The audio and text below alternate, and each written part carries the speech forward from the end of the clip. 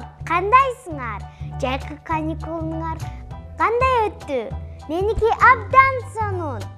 Баса, бизге эжебиз каникулга чыгардан мурун ыр жаттап келгиле деп тапшырма берген. Ошону кичине кайталап коеюнчу. Барактарым аралашып кеткен турбайбы? Степлер менен бекитейин десем, степлеримди таппай койгом. Степлер жок, барактарды кантип чаптап алганын билесиңерби? Мен бир жолун билемин.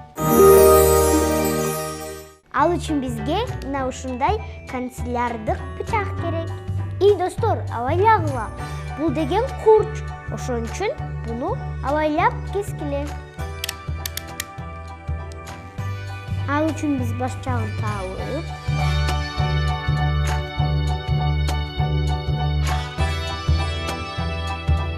мына достор, барагыбызды кесип алдык. Эми барактын учун кескен жерибизге киргизип коебуз.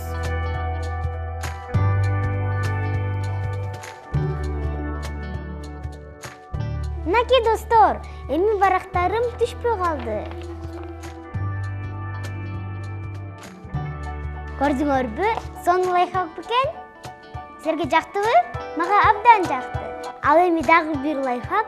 Силер пенал албай калсаңар, же жаныңарда пенал жок болуп калса, анда ушундай чачылган калеп саптарыңарды кантип жыйнаштырганды мен билемин. Көрсөтүп берейинби? Ал үчүн бизге китеп, жана ушундай резиналар, жана биздин калем саптарыбыз керек. Ал үчүн биз ушундай резиналардын жардамы менен китепти ачып, китепке киргизебиз.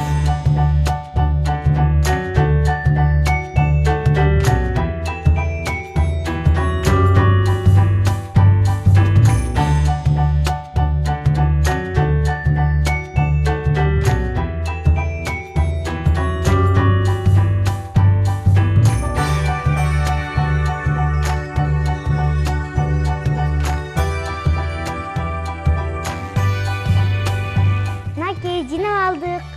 Эми кийинки лайфхагым мындан дагы кызык. Достор, силер китеп окуганды жакшы көрөсүңөрбү? Мен абдан жакшы көрөм.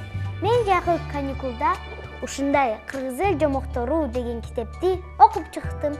Бул китеп абдан кызыктуу экен. Силер окуган жомогуңарды унутуп калбаш үчүн мына ушундай түстүү барактардын жардамы менен биз окуган жомоктор тууралуу маалыматтарды кыскача кылып жазып койсок болот. Мен окуган жомогум тууралуу кыскача маалымат жазып койдум. Силер дагы ушинтип жазып койсоңор болот. Мен көрсөткөн лайфхактарым жактыбы? Окууга силерге ийгилик каалайм. Кайрадан көрүшкөнчө.